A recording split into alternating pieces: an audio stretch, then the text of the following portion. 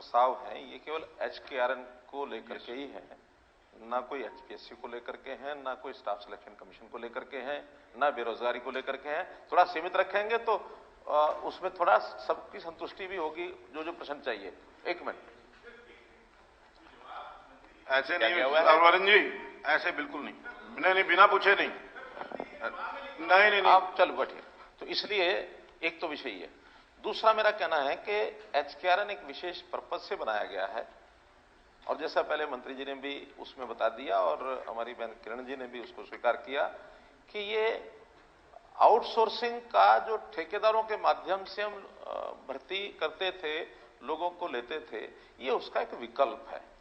वो जो सारी शिकायतें आती थी वो शिकायतें न रहें और हम उनकी शोषण से कैसे युवकों को बचाएं, क्योंकि सैलरी कम है ये हमको पता है, उस सैलरी में से भी उनका और शोषण होता रहे। किसी को पहले एडवांस में ले लिया, फिर उनके बैंक में खाते में डाल दिए, किसी का PF जमा नहीं कराया, किसी को ESC की सुविधा नहीं दी, वो सारी चीजें खत्म करने के लिए हमने उसको वहां से लिया है। तीसरा, ये एक नया पोर्टल है, पहली बार बना है, इसमें कोई कमी नहीं होगी ऐसा कोई दावा नहीं है।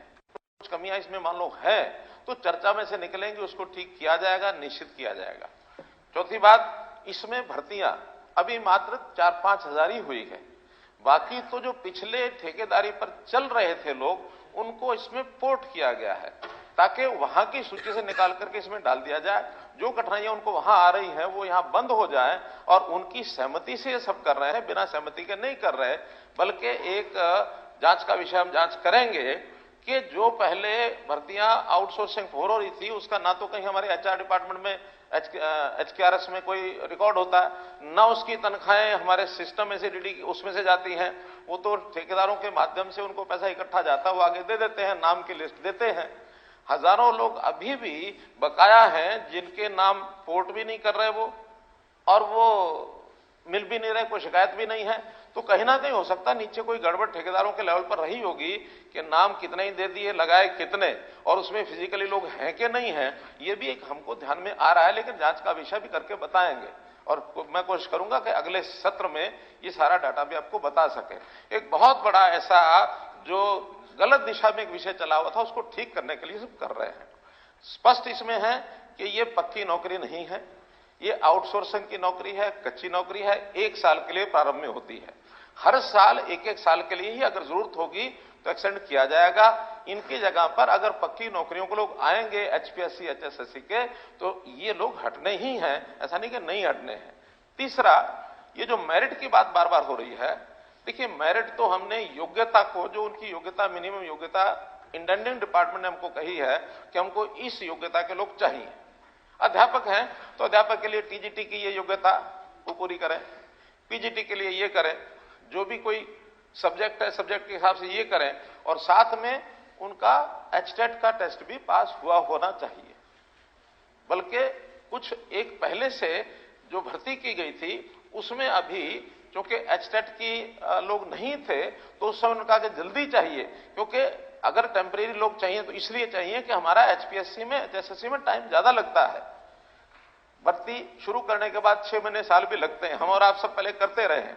ये इंडेंट के 15 दिन में, 1 महीने में इनको टेम्परेरीली उनको दे दिया जाए ताकि बच्चों की शिक्षा वो यानी प्रभावित ना हो, या कोई और किसी डिपार्टमेंट का काम है वो जल्दी से हो जाए, प्रभावित ना हो। PN भी होंगे, ड्राइवर भी होंगे, कहीं टेम्परेरी मानो इंजीनियरिंग के लोग भी होंगे, कहीं क्लर्क भी होंगे। तो ऐसे सब पोस्टों के लिए जितनी रिक्वायरमेंट होती है वो सब इसमें की जाएगी। अभी तो मोटे रूप से 2 बड़े ग्रुप अध्यापकों के किए थे, और उसमें एक कठिनाई आई थी। क्या? पहले तो HTET की कंडीशन लिख के नहीं दी थी, बाद में डिपार्टमेंट ने कहा कि इसमें तो HTET होना चाहिए था। हमने उसमें बिना HTET के भी कुछ उनको मार्क्स दे करके उनके जो उनकी क्वालिफिकेशन थी, यानी जो ओरिजिनल क्वालिफिकेशन थी उसके मार्क्स उतने ही 20 नंबर HTET का है तो 20 नंबर उसमें डिस्ट्रीब्यूट करके, ताकि किसी तरीके से लेकर के, टेम्परेरी है, पढ़ाना है बच्चों को, बाद में जैसे पक्के आएंगे उनको अलग करेंगे। फिर सेकेंड टाइम में HTET ले लिया, लेकिन बाद में ये HKRN के लोगों ने कहा कि वो तो HTET डिपार्टमेंट के हिसाब से होता, हर एक डिपार्टमेंट का अलग HTET का पेपर होता है, ऐसी जानकारी मेरे लिए भी पहली बार है। उसके कारण से कुछ बच्चों को ऑफर लेटर देने के बाद भी उनके अपॉइंटमेंट लेटर नहीं जा सके, जैसे 9 तारीख और 12 तारीख की जो बात बता रहे हैं उसमें से ऐसे कुछ हैं, तो 600-700 लोगों का अपॉइंटमेंट लेटर नहीं गया है। 2000 सिलेक्ट हुए थे, 1400 के लगभग ज्वाइन हुए, 600 लोग अब इसमें रह गए। आगे उनकी जैसी आवश्यकता होगी, उनकी मेरिट के हिसाब से जो फाइनल मेरिट है उसको सिलेक्शन में फिर आ जाएंगे तो फिर लगेंगे। तीसरा, कोई एग्जाम नहीं है इसमें, मेरिट एग्जाम से तो नापी जा सकती है। यहां तो क्राइटेरिया क्या है, प्राथमिकता क्या है, बोर्ड ऑफ डायरेक्टर्स उनके सामने विषय रखा जाता है, वहां वो क्राइटेरिया प्रायोरिटी तय करते हैं। क्राइटेरिया में क्वालिफिकेशन तो अनिवार्य है ही है जो मांगते हैं। दूसरा क्राइटेरिया, एक तो जितना लोकलाइज्ड हो सके उतना लोगों को लेना चाहिए। ये जो ट्रांसफर आता है थोड़ी तनख्वाह का आदमी और 200 किलोमीटर दूर उसकी बारी आएगी, हो सकता है प्रारंभ में तो कह दे हाँ ठीक है, क्योंकि उसको नौकरी नहीं है, घर खाली बैठा है, वो 100-200 किलोमीटर दूर की भी हाँ करेगा। बाद में वही कहेगा मेरी थोड़ी तनख्वाह है जी, वो आपके हमारे सबके पास जाएगा, मुझे तो घर के पास चाहिए। तो हमने जो लोकलाइज्ड लोग हैं उनको ज्यादा प्राथमिकता दी है। दूसरा, जो गरीब परिवार है, जो अंत्योदय की श्रेणी में आते हैं, जिसकी तुरंत आवश्यकता है, नई पक्की नौकरी भी मिल रही, तो जब तक नहीं मिलती तब तक यहां एडजस्ट हो जाए। तो उसके अंदर जो 1 लाख से भी नीचे क्राइटेरिया जिनका है, यानी परिवार की इनकम। अब आप कहते हैं कि किसने तय किया? देखिए, परिवार पहचान पत्र में बहुत पारदर्शी तरीके से हमने 70 लाख परिवारों का रजिस्ट्रेशन किया है, और 70 लाख परिवारों में जिनकी गरीबी रेखा से नीचे, वो भी हरियाणा में ही तय की है पहली बार। जो अभी तक 1,20,000 रुपए वार्षिक थी, 10,000 रुपए प्रति महीना, हमने उसको बढ़ा करके 15,000 किया, ताकि और थोड़ा लेवल यानी गरीबी रेखा का ऊपर हो जाएगा तो ज्यादा लोग इसमें समाहित होंगे। और ये परिवार अब लगभग 30 लाख के आसपास है। जो हमने कल भी परिवार पहचान पत्र के माध्यम से जो राशन कार्ड की बात कही है या और जो क्राइटेरिया कहा है, ये 30 लाख परिवार है। 30 लाख परिवारों में उस योग्यता का कोई व्यक्ति मिलता है।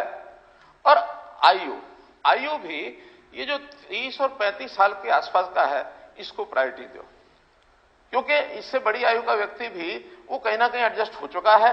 और जो खास करके एजुकेशन क्वालिफिकेशन, ये 30 साल तक 35 साल तक तो फिर भी अपने एजुकेशन के साथ न्याय कर सकता है।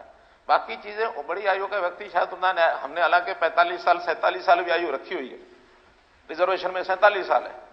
अब हम विचार करें कि 47 साल का एक व्यक्ति, उसको नौकरी देंगे और वो बच्चों के साथ न्याय कर पाएगा? 8 साल बाद 10 साल बाद रिटायर होने वाला है वो।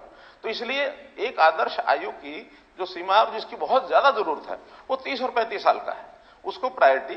लेकिन बाकियों को लगाना नहीं, ऐसा नहीं है, बाकियों थोड़े मार्क्स कम कर दिए। अभी हमने जिले को एक इकाई माना था कि एक जिले के लोगों को प्राथमिकता दी जाए।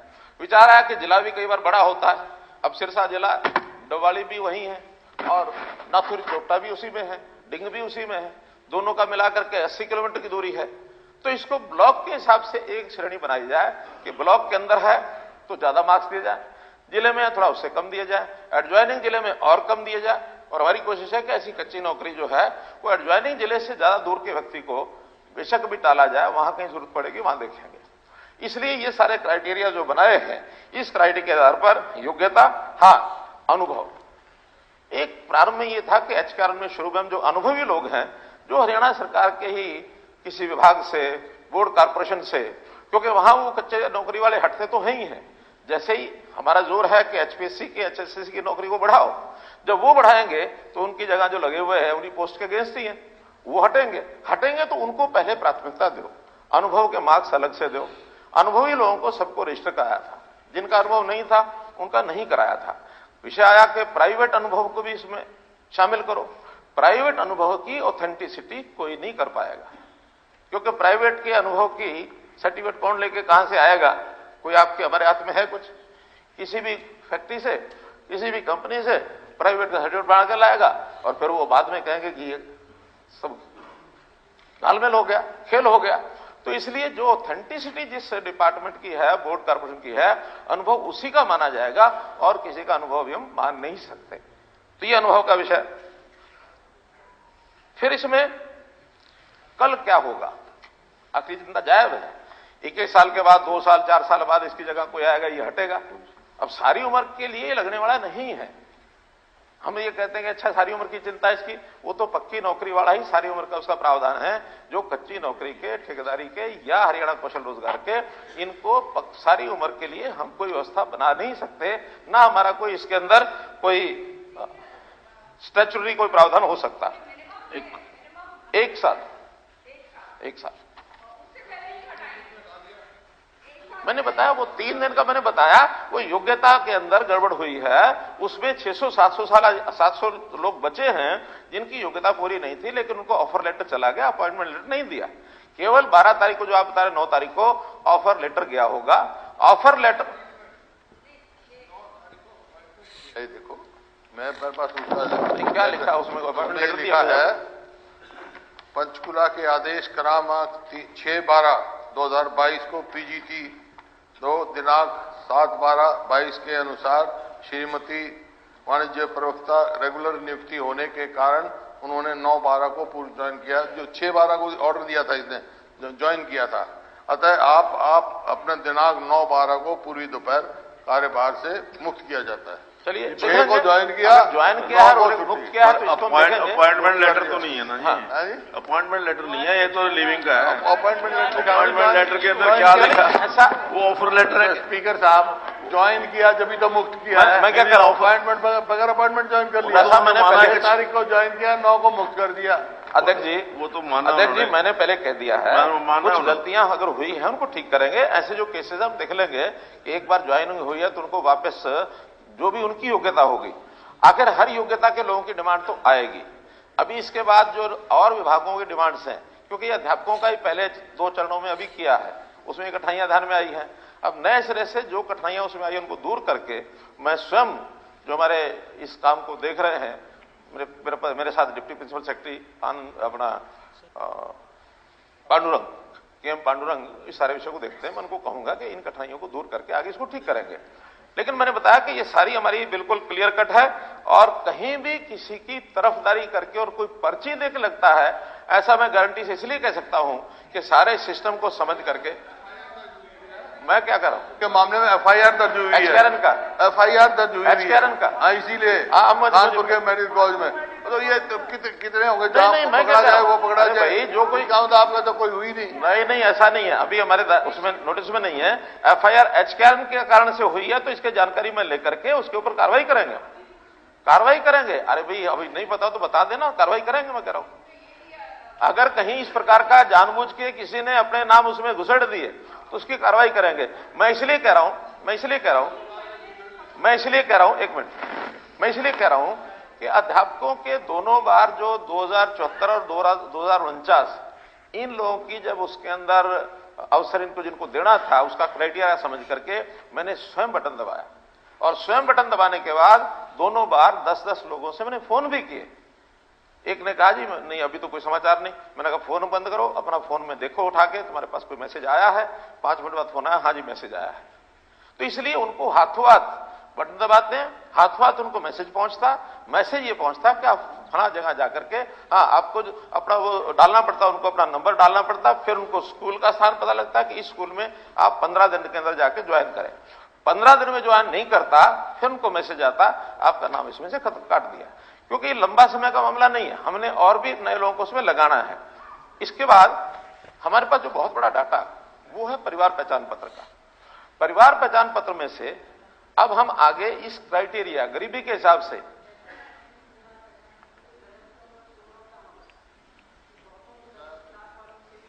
चलिए परिवार पहचान पत्र की बात कर लेंगे, लेकिन अभी जो हमारे पास ऑथेंटिक डाटा है, हम उसी में से ही जो योग्यता के लोग मिलते हैं, पहली प्रायोरिटी है उनको देना। कोई इसकी लिस्ट इसलिए नहीं, इनकम है बेसिक, और तो कोई मेरिट है नहीं, कई चीजें इनकम की है, कई चीजें इनकम की है, उसमें उसके हिसाब से आप बढ़ा रहे हो। नहीं देखिए, तो इनकम सर्टिफिकेट कौन दे रहा है ये मेरे को बताओ। कोई सर्टिफिकेट नहीं चाहिए। कैसे आ जाए? मैं बता रहा हूं, कैसे इनकम वेरीफाई? मैं बता रहा हूं, आगे के लिए भी सुन लीजिए। हमारे 70 लाख परिवारों की किसके परिवार की क्या इनकम है, हम इसमें कई राउंड के अंदर उसकी वेरिफिकेशन करा चुके हैं। और जहां तक सर्टिफिकेट का विषय है, किसने पहचान की है, किसने इनकम? देखिए पहले तो एक लोकल टीचर लगा रखे थे, पहले उनको तो क्या मालूम है? मैं बता रहा हूं, या तो इनकम सर्टिफिकेट या तो इनकम का बता रहा हूं, ऑथेंटिक कहीं भी जाओ हिंदुस्तान में, या तो तहसीलदार इनकम टैक्स देगा या इनकम टैक्स अफसर देगा। इनका मतलब मैं बता रहा हूं ना, पहचान पत्र की इनकम टैक्स सुन लीजिए, कल को हुड्डा साहब सुन लीजिए, इनकम की बात कर रहा हूं। कल को रिट होगी, अरे रेट होगी तो मैं संभाल लूंगा, फालतू मिल गई तो बेचारा घर आ जाएगा। मैं ये हम संभाल लेंगे। हाँ, परिवार पहचान पत्र में जो इनकम है, और आप सबको मैं निवेदन करता हूं, सभी हाउस को निवेदन करता हूं कि इनकम को लेकर के कभी भी कोई गलती आए तो एडीसी के पास भेजिए, एडीसी इसको वेरीफाई कराएगा, और एडीसी तहसीलदार से तो ऊपर ही होता है, एडीसी तहसीलदार से ऊपर होता है ना। एडीसी की वेरिफिकेशन के बाद उसकी इनकम दर्ज होती है, कोई अपने आप नहीं कर सकता। नहीं शुरू कर रहे हैं, शुरू सुन तो लो। हम किसी सर्टिफिकेट पर आईडी और पहचान पत्र जिस तरह बने हैं, जितनी गलतियां हुई हैं, आप सबको मालूम है नहीं, हमारे को मालूम लग जाएगा, कोई उसकी ऑथेंटिसिटी नहीं है। देखिए या तो कोई हम उस हिसाब से नहीं चलते, कोई एक लिस्ट 2011 में बैठ के बना दी, नाम दे दिया SECC, socio economic caste census, और आज भी उसमें लाखों आदमी हमने जो काटे हैं जिनके राशन कार्ड, किसी की इनकम 4 लाख, किसी की 3 लाख, किसी के 5 लाख, और इन 11 सालों में जितने लोग एम्प्लॉई हो गए बेरोजगारों में से, सबके नाम उसमें थे, किसी ने कटवाया नहीं। आखिर 9 लाख लोगों को अगर कटा और 12 लाख नए लोगों को बनाया है, इसका मतलब 12 लाख लोगों का अधिकार कौन खा रहे थे? ये जो इनएलिजिबल 9 लाख लोग परिवार है, ये उनका अधिकार खा रहे थे। अब आगे ये सारा विषय डायनेमिक रहेगा। पेंशन कट गई 5 लाख, तो पेंशन क्यों बनवाई? सवाल तो ये है, जब आपने 2 लाख रुपया सेल्फ डिक्लेरेशन पे होनी चाहिए, 2 लाख रुपए की ये आपने बनाई थी, उसके अंदर पहचान के भी परिवार पति पत्नी की इनकम बुजुर्ग की 2 लाख से ज्यादा नहीं होनी चाहिए, हमने नहीं बनाया। उसके बाद भी आपके समय भी हम भी उसको शुरू में चेक नहीं कर पाए, 4 लाख 3 लाख 5 लाख सब परिवार। जितने साल मैं रहा उतने साल आपको हो गए, अब मेरी बात कह रहे हो? नहीं वो तो मैं अपनी कह रहा हूं, आप अपनी भी कह रहा हूं, क्या करते रहे? मैं आपकी भी कह रहा हूं, अपनी भी कह रहा हूं, लेकिन अब गलत काम कोई बर्दाश्त नहीं करेंगे। बहस की बात नहीं है, गलत बात कोई बर्दाश्त नहीं करेंगे। तजर्बे से सीखना चाहिए कुछ। मेरा तजुर्बा, मेरे तजर्बे सीखो। गेस्ट टीचर भर्ती किए थे, इस तरह जिस तरह आपने आज तक उनके बेचारे की लेगटी नहीं हुई, उनको कितनी मुसीबतों का सामना करना पड़ता, तो ऐसा काम क्यों कर रहे हो आप? ये कुछ नहीं है। हुड्डा साहब आप या तो क्या कह रहा हूं? नहीं या तो एक छोटी बात सुन लो, एक छोटी बात सुन लो। आईना उठाया न करो, आईना उठाओ तो पहले खुद देखा करो, वही मैं कह रहा हूं आपको, दिखाया करो। वही मैं कह रहा हूं, आईना खुद तो देखो, वही मैं कह रहा हूं। आईना तो आपने उठाया, दूसरों को आईना तो और मैं उठा दूंगा आपका आईना, तो छोड़ो इस बात की। मैं लेकिन अपने ऊपर आईना उठा के देखो क्या किया आपसे नहीं हूं, मैं हरियाणा के युवाओं के भविष्य से हूं, जिसके साथ खिलवाड़ हो रही है। हम युवाओं को ये कौशल युवाओं को नौकरी देना, रोजगार निगम जो है, देना, ये हमारा काम है। के साथ खिलवाड़ है, खिलवाड़ है, नहीं आपकी तरह नहीं है। नहीं मैं बता रहा हूँ आपको, आपकी तरह नहीं है। अच्छा काम करो तो मेरा बात करके CMI के साथ फोटो छुपाते रहते हैं और उनको कहते हैं 36%, 40%। आमने सामने नहीं है, एक बार आप बोल लीजिए। आप एक बार अगर आपने मेरे को नहीं आप अपना पक्ष रख लीजिए, और मैं खड़ा बैठा सुनता रहूं। अगर नहीं वो मेरा नाम लेकर मैं बैठा सुनता रहूं। नहीं सुनने की बात नहीं है, आप बोलिए, मैं मना नहीं कर रहा, लेकिन आमने सामने वैसे बहस करना ठीक नहीं है। आप बोलिए, मैं कहूंगा कि मुख्यमंत्री जी से भी निवेदन करूंगा, पर जब मुख्यमंत्री जी जब मुख्यमंत्री जी बोल रहे हैं तो फिर मेरा निवेदन है। मैं तो शुरू में कह दिया था, फिर इन्होंने वो मुद्दा उठाया, फिर और नहीं। जब एक बार मुख्यमंत्री जी बोल रहे हैं, मेरा निवेदन ये है कि आप बीच में इंटरफेयर ना करें, बीच में इंटरफेयर ना करें।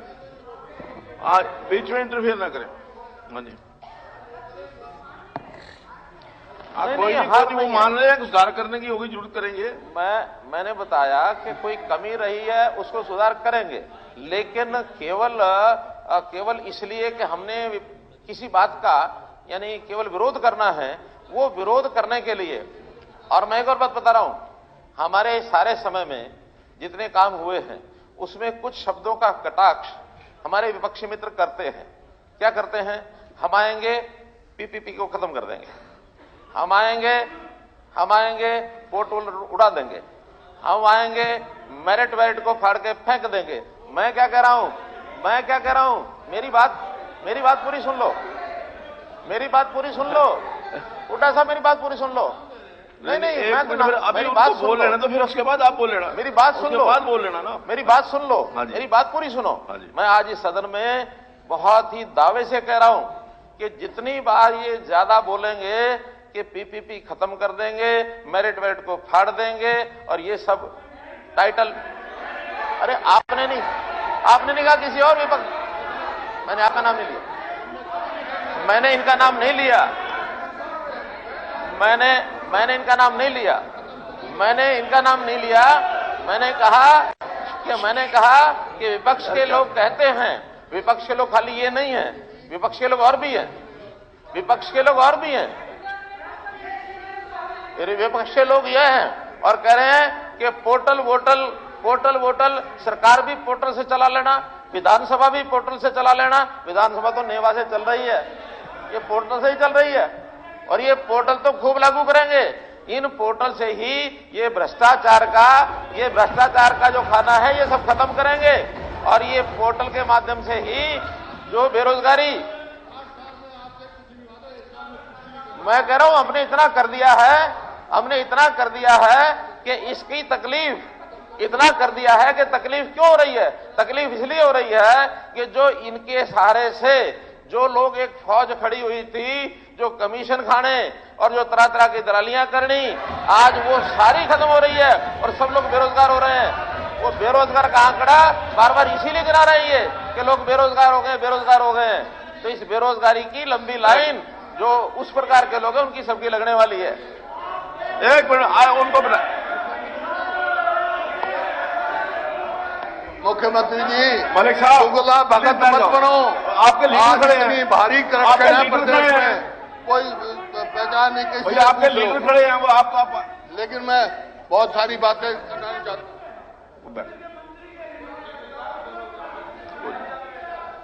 कुंडू साहब ने कहा है, हमारे कुंडू साहब ने कहा है कि अध्यापकों की भर्ती, वो मैंने सारी बात बता दी है। उन्होंने कहा कि पीएन के लिए भी बहुत बड़ी क्वालिफिकेशन के लोग भर रहे हैं। देखिए, पहली बात तो यह है कि अभी खुली भर्ती, और वैसे बोलते रहोगे बीच में, बैठ जाइए आप। पहली बात तो यह है कि हमने इस प्रकार की भर्ती के लिए उसमें अलग से नहीं जाता है कुछ भी, कोई एक रिक्वायरमेंट होती है, उसमें जो लोग भरते हैं एक्सपीरियंस के लोग पहले लिए जाते हैं, बाद में उसमें जो क्वालिफिकेशन के हिसाब से लिए जाते हैं, क्वालिफिकेशन के नाते से कोई भी नौकरी होती है, मेरिट का मतलब होता है उसकी हायर क्वालिफिकेशन के हिसाब से उसको दी जाए। क्योंकि आज कोई ऐसी कंडीशन या कोई ऐसा सिस्टम नहीं है, किसी भी सरकार में नहीं, अपने में नहीं, कि इस नौकरी के लिए इससे ऊपर के कॉलेज के लोग नहीं लिए जाएंगे। अगर कोई बेरोजगार है और अपनी मर्जी से ज्यादा क्वालिफिकेशन वाला लोअर मेरिट पर, लोअर एक कैटेगरी की सर्विस पर आना चाहता है तो उसको रोक नहीं सकते हैं। हाँ, उसके लिए खुला है मैदान, क्या कि वो अपनी आगे की नौकरी के लिए, जो पहले कभी होता था कि किसी भी डिपार्टमेंट से उसको एनओसी लेनी पड़ती थी, हमने एनओसी का प्रावधान खत्म कर दिया कि उसको एनओसी नहीं लेनी है। कहीं भी नौकरी कर रहा है, उसके बाद वो चाहे एचसीएस आईएएस भी बनना है तो सूचना देता जाए और आगे बढ़ता जाए, लेकिन प्रारंभ में जीवन स्टार्ट करने के लिए अगर उसको छोटी नौकरी भी मंजूर है, वो लेगा उसके हित में, उसकी सुविधा में। अगली बात, एचकेआरएन में भी जब ये कई तरह की पोस्टें आएंगी तो हमने ये भी नियम बनाया हुआ उसमें कि पहले हायर एजुकेशन की पोस्टें उसको भरा जाएगा। मानो अगर 10 पोस्टें एमए के लिए उपलब्ध हैं तो एमए वालों को उसका अवसर दिया जाएगा। इसके बाद अगर बीए वालों की उपलब्ध हैं तो बीए की उसमें एमए भी आएगा, बीए भी आएगा। इसके बाद +2 की हैं और बचे हुए अगर ग्रेजुएट और पोस्ट ग्रेजुएट +2 की लेना चाहते हैं तो उसमें भी अवेल करेंगे। इसलिए हायर एजुकेशन के लोगों को प्रायोरिटी से पहले उनको नौकरी दी जाएगी, बाद में जो उपलब्ध हैं उसके बाद उनको मिलेगी।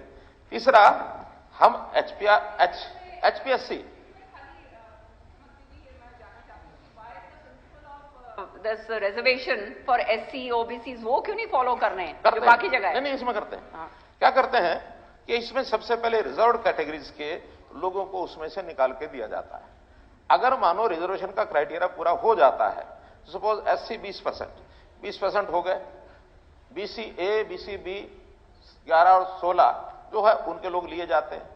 इसके बाद जब रिजर्वेशन की कैटेगरी के लोग पूरे हो जाते हैं, फिर शुरू से लेकर नीचे तक ओपन में सबको लिया जाता है। उसमें जनरल भी आएगा, उसमें SC BC भी बचा हुआ वो आएगा, उसमें ये भी आएगा अपना BC के भी लोग आएंगे, BCA BCB SC।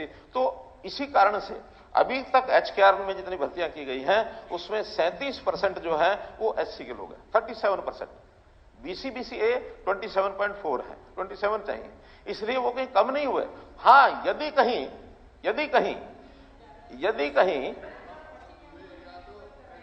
फिक्स्ड है वो तो अपनी मेरिट पे होंगे या अपने उसमें होंगे, लेकिन कोई उसका रिजर्वेशन तो नहीं है ना उनकी। देखिए रिजर्वेशन के बराबर सुनिए, आज तो वैसे ही आगे जैसे भी आएंगे रिजर्वेशन के क्राइटेरिया से ज्यादा उन लोगों की हाजिरी हो, ये हमारा वोट लेने पड़ेंगे नहीं, उनकी हाजिरी हो ये हमारा प्रयत्न है। अगर उपलब्धि नहीं है, मान लो हमने पीजीटी में स्वाभाविक है पीजीटी के लोग वहां कम मिलेंगे SC में BC में। अब BC पूरे नहीं हुए तो आप ओपन कर लो, BC कर लो, कुछ भी कर लो, लेकिन उनको छोड़ा नहीं जाएगा। क्या होता है सरकारी नौकरी में, उसका बैकलॉग छोड़ के आगे बढ़ाया जाता है।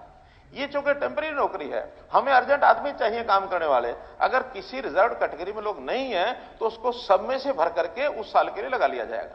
आगे फिर जरूरत पड़ेगी, जितने प्राथमिकता के आधार पर जितनी उनकी रिजर्वेशन का है उनको लेकर के फिर अगर खाली बचती हैं तो कहीं से भी भरा जाएगा। हमको आदमी चाहिए काम करने के लिए तुरंत।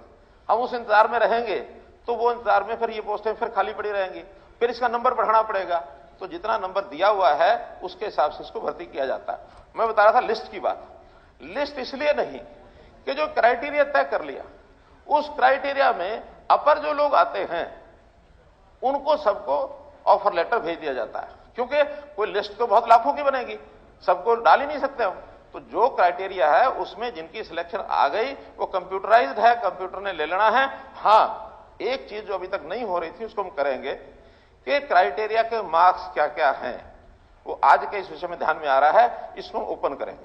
क्या कि मुख्यमंत्री अंत्योदय परिवार योजना के लोगों को कितना, इतने मार्क्स, एक 80 तक के कितने, इतने मार्क्स, एक 40 तक इतने, 2 लाख तक इतने, वो सारी जो क्राइटेरिया उसका डाल देंगे, आयु का भी डाल देंगे, जिला और ब्लॉक के जो नंबर दिए हुए हैं वो भी डाल देंगे, ताकि अपने आप घर बैठे कोई अपने मार्क्स गिन ले और गिनने के बाद जो कट ऑफ है उसका मिलान कर ले।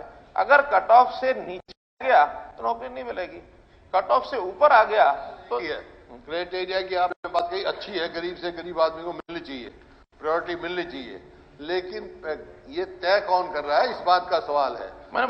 परिवार पहचान पत्र जो है सही जस्टिफाई नहीं कर रहा है, ये बहुत सारी शिकायतें हैं, इस बात को हमारे को मंजूर नहीं है। इस वास्ते ये जो है कौशल जो निगम है इसको आप छोड़ दो, क्यों फिर ऐसे ये क्या काम करेगा। या इसका मतलब क्या हुआ, या आप ये बताइए मेरे को, सबॉर्डिनेट सर्विसेज कमीशन में भी यही क्राइटेरिया लागू होगा? वहां कोई एग्जाम नहीं लेंगे, वहां कोई इंटरव्यू नहीं लेंगे, कल को ये आते हैं आप रेगुलर निकालते हैं यही अप्लाई करेंगे, इनका कोई एग्जाम नहीं होगा? मैं बता रहा हूं ऐसा काम नहीं, मैं बता रहा हूं ना, एक लाइन में बता रहा हूं, बताने से नहीं, हम भी यही नहीं, एक लाइन में बता रहा हूं, बच्चों से भविष्य से खिलवाड़ एक लाइन में बता रहा हूं। देखिए, जो नौकरियां आपने बताई वो सब पक्की गवर्नमेंट की नौकरियां हैं, परमानेंट नौकरियां हैं।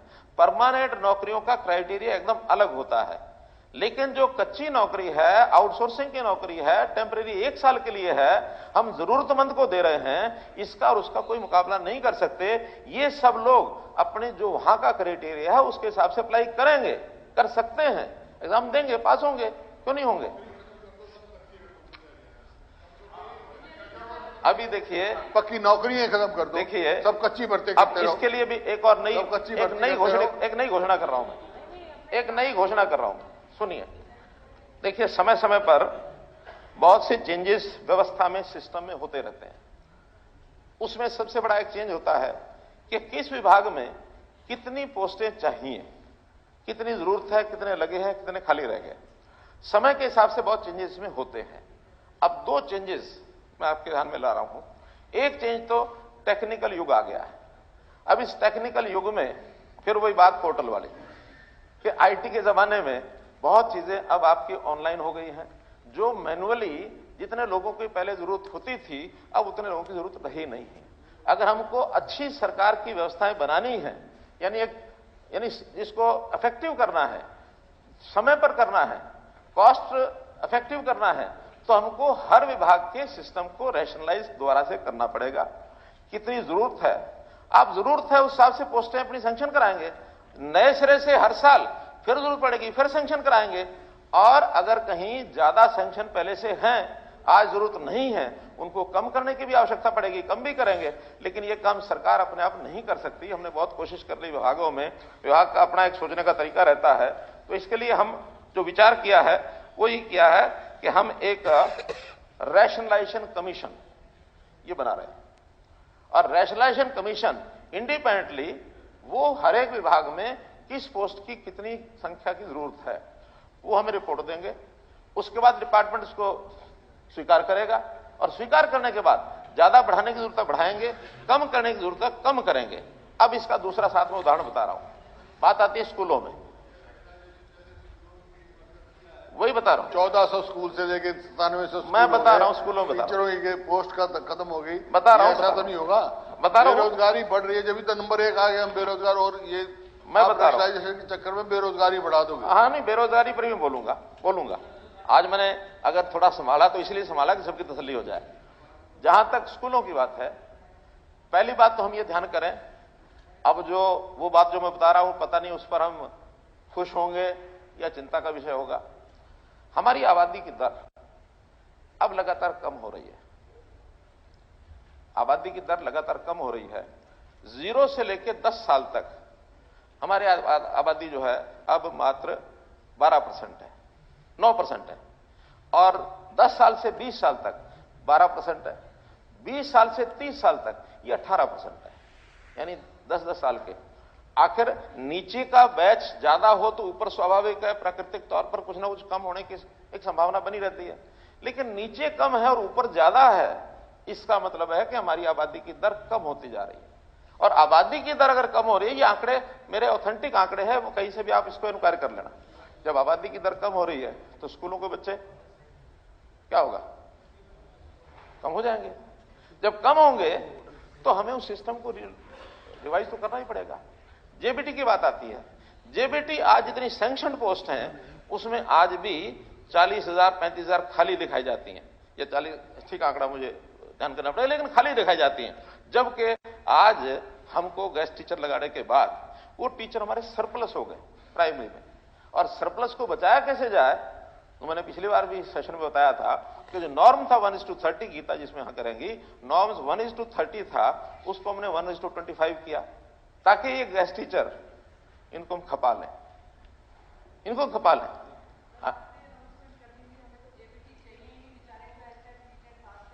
ओहो, मैं तो एक बात बता रहा हूं आपको कि एक उदाहरण दिया मैंने। ऐसे ही हर क्लास में या हर उसका जो उसके क्या बोलते हैं स्कूल का एक 5वीं से 8वीं मिडल का नहीं, उसको एक फेज, चलो उनमें हर एक में प्राइमरी कितने, टीजीटी कितने, पीजीटी कितने, अब वो सब्जेक्ट वाइज भी चाहिए, टीजीटी पीजीटी, पीआरटी तो सब्जेक्ट वाइज नहीं चाहिए, तो उनका सबका मूल्यांकन करना पड़ेगा। स्कूलों में विद्यार्थी कितने हैं इसका देखना पड़ेगा। ऐसे ऐसे स्कूल बच्चे कितने, 5 प्राइमरी स्कूल, 8, 10। नॉर्म क्या है, किसी भी प्राइमरी स्कूल में 2 पीआरटी टीचर होने जरूरी हैं। 10 बच्चों पर आप 2 टीचर रखेंगे तो आपको सिस्टम को संभालना कि नहीं संभालना। हमने 145 स्कूल बंद किए इसलिए कि उनमें 20 से कम संख्या थी। उनको वाहन व्यवस्था दी है कि आपको टेम्पो चाहिए, टेम्पो, या कहीं बस जाती होगी, मानो छोटा बच्चा बस में नहीं जाता, 3 व्हीलर है, कुछ भी व्यवस्था वहां के पेरेंट्स और टीचर करेंगे। उनका पैसा तय कर दिया, पर बच्चा पर किलोमीटर इतना पैसा हम उनको रिलीज करेंगे ट्रांसपोर्ट के लिए, ताकि साथ के स्कूल में 2 किलोमीटर 1 किलोमीटर से ज्यादा जो स्कूल है उसमें 1 किलोमीटर के अंदर है तो उसका कोई प्रावधान नहीं है। कई जगह तो 1 किलोमीटर के अंदर 2 प्राइमरी स्कूल, ये भी स्थिति देखने को मिली है एक ही गांव में। पॉलिटिकल डिसीजन कई बार हम करवा लेते हैं, लेकिन उसका इंपैक्ट क्या पड़ता है इसका ध्यान करना चाहिए। इसी प्रकार से बिल्डिंग्स का हम उपयोग करेंगे। आज बिल्डिंग्स की बहुत उपयोगिता, हमको आखिर वहां अच्छे पंचायत घर भी चाहिए, अच्छी हमको लाइब्रेरी बनानी है, हमको कम्युनिटी सेंटर बनाने हैं, उस मैदान का उपयोग करेंगे। कोई बिल्डिंग की जरूरत है ऐसा नहीं है, केवल बिल्डिंग के लिए, और हम अध्यापकों को लगाएंगे। अध्यापक हमारी बच्चों की आवश्यकता है, टारगेट हमारा बच्चों को पढ़ाना है। बच्चों को पढ़ाने के लिए जितने जरूरी अध्यापक हमको चाहिए, लेकिन अध्यापकों की नौकरी देनी है, एम्प्लॉयमेंट अध्यापकों को देना है। एम्प्लॉयमेंट का विषय जहां तक है, इसमें भी बिल्कुल मैं स्पष्ट करता हूं, आज हम एम्प्लॉयमेंट क्या सरकारी नौकरी में सबको दे सकते हैं? नहीं दे सकते हैं। 20 साल से 60 साल तक के जो हमारे लोग हैं वो लगभग 57% है। 57% आबादी लगभग कितनी होगी? 1.5 करोड़। 1.5 करोड़ से ऊपर हमारी तो एम्प्लॉयमेंट 4 लाख, 3 लाख, 5 लाख, आउटसोर्सिंग को मिला लेंगे तो 5 लाख से ऊपर नहीं है। तो 5 लाख लोगों को अगर हमने देना है, अगर हम उसको 30 वर्षों को डिवाइड कर लें तो 20,000 से ज्यादा नहीं बनते। आखिर 30 वर्ष नौकरी करता है, 25 भी करता तो कितने? 5 लाख को 25 से 20,000, 20,000 से ज्यादा नौकरियां हम एक साल में पक्की ऑन एवरेज नहीं दे सकते। हमने पिछले 7-8 साल में 1 लाख की नौकरी दी है, ज्यादा नहीं दे पाए।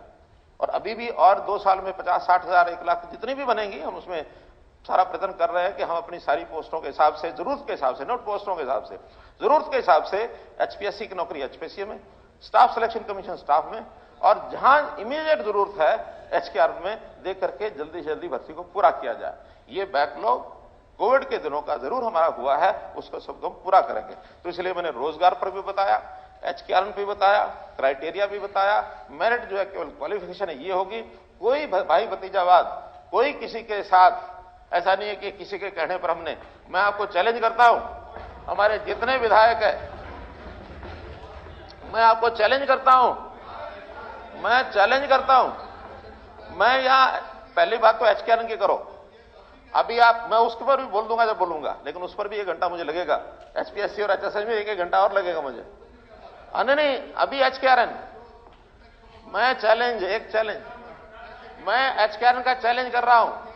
आप सुनिए, एचकेआरएन का चैलेंज कर रहा हूं कि 90 के 90 विधायक, चाहे उसमें विपक्ष के हों चाहे सत्ता पक्ष के हों, किसी एक का भी रिश्तेदार आप लाके दिखा दो तो मैं कह दूंगा कि हां सिफारिश हुई है। किसी एक का भी रिश्तेदार नजदीकी लाके दिखा दो, क्योंकि मुझे पता है वो बहुत गरीब परिवारों से लोग लगे हैं, बहुत गरीब परिवारों। अरे मैं कह रहा हूं, मैं एचकेआर की बात आज करो, एचपीएससी में भी मैं आपको बता दूंगा क्या क्या कहानियां हुई हैं, और आज से नहीं पिछले 30 साल की सारी बता दूंगा, मैं आपको सारी बता दूंगा। इसलिए अभी नहीं, मैं ठीक कर रहा हूं, यही तकलीफ है। सब लोगों को तकलीफ अगर है तो यही है कि ठीक क्यों हो रहा है, ये ठीक हो रहा है इसलिए तकलीफ है सबको। कहते आईना देखना चाहिए, आईना देखो आप, मैंने देख लिया आपका आईना, दिल में कुछ और मुंह पे कुछ। आईना कहीं भी टूटे नाम मेरा ही आता है, आईना कहीं भी टूटे नाम मेरा ही आता है। क्या मैं पत्थर हूं जो मेरे ही सिर पर यह सब इल्जाम लगाया जाता है? मैं पत्थर नहीं हूं, मेरा भी दिल है, तो मित्रों मैंने ये सारी बातें बताई आपको। माननीय अध्यक्ष जी, जितना विषय है वो सारा स्पष्ट किया है। मुझे नहीं लगता कि कुछ बाकी बची होगी। धन्यवाद। बहुत बहुत धन्यवाद। हो गया, बहुत हो गया, बहुत मेरी बात